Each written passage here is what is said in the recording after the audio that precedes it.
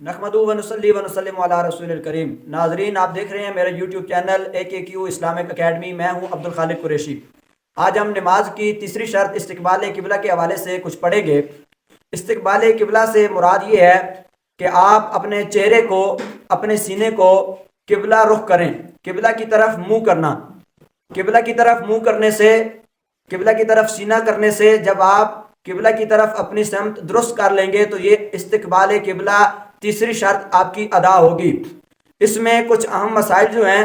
ان میں سے پہلا مسئلہ یہ ہے کہ آیا کبھی نماز پڑھتے ہوئے سینہ پھر جائے یا چہرہ پھر جائے تو پھر ہم کیا کریں گے۔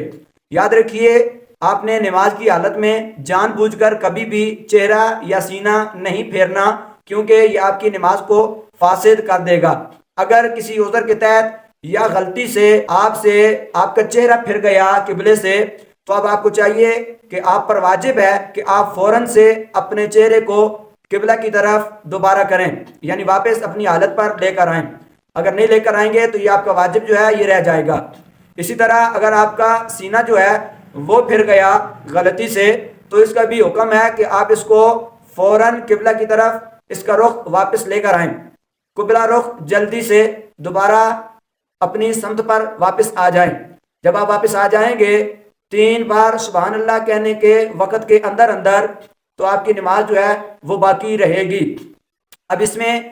جو شریعت نے مقدار رکھی ہے کہ کہاں تک ہمیں چھوٹ ہے، وہ یہ ہے کہ اس کی جو مقدار رکھی گئی ہے وہ ہے 45 ڈگری، یعنی 45 ڈگری کے اندر جب آپ کا چہرہ گھومے گا یا آپ کا سینہ پھرتا ہے تو اس میں کچھ نہ کچھ مہلت جو ہے وہ مل جاتی ہے۔ 45 ڈگری سے جب آپ باہر نکلیں گے، یعنی آپ جب قبلہ کے بالکل روبرو کھڑے ہوئے ہیں، قبلہ کی طرف آپ نے اپنا چہرہ درست کیا ہے، اپنے سمت درست کر لیا ہے، تو اب اس میں سے 45 ڈگری جو بنتی ہے اس کے اندر آپ کو کچھ نہ کچھ چھوٹ جو ہے وہ مل جائے گی۔ لیکن جب آپ 45 ڈگری کو کراس کر دائیں طرف گھوم جائیں یا بائیں طرف آپ گھوم جائیں، کسی بھی طرف آپ گھوم جائیں گے، 45 ڈگری کو آپ نے کراس کر لیا ہے تو آپ کی نماز جو ہے وہ جاتی رہے گی۔ اس لیے نماز میں خیال کرنا ہے کہ اپنا چہرہ، اپنا سینہ قبلہ کی طرف ہی رہنا چاہیے، 45 ڈگری سے باہر نہیں جانا چاہیے، اور جان بوجھ کر تو کبھی بھی اپنا چہرہ یا اپنا سینہ قبلہ سے نہیں پھیرنا چاہیے، اور جب پھر جائے تو پھر احتیاط کرتے ہوئے فوراً قبلہ سمت جو ہے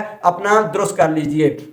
اس میں دوسرا مسئلہ یہ ہے کہ کچھ لوگ سمجھتے ہیں کہ ہم نے قبلے کی طرف ہی منہ کر کے نماز پڑھنا ہے، اور وہ قبلہ جو ہے وہ اس عمارت کو سمجھ رہے ہوتے ہیں، یعنی وہ جو 4 کونے کی عمارت بنی ہوئی ہے اس عمارت کو قبلہ سمجھ رہے ہوتے ہیں، اور وہ اکثر سوال کرتے ہیں کہ جی اگر ہم کسی کنویں میں ہیں یا سمندر میں ہیں، گہرائی میں ہیں، تو جب ہم وہاں نماز پڑھتے ہیں تو قبلہ تو اوپر رہ جاتا ہے، یا وہ کہتے ہیں کہ ہم پہاڑ کی بلندی پر ہیں یا ہوائی جہاز وغیرہ میں ہیں، تو ہم جب اوپر نماز پڑھیں گے تو قبلہ تو نیچے رہ جائے گا۔ تو یہ ان بھائیوں کے لیے اس مسئلے کا جو جواب ہے وہ سماعت فرما لیں کہ قبلہ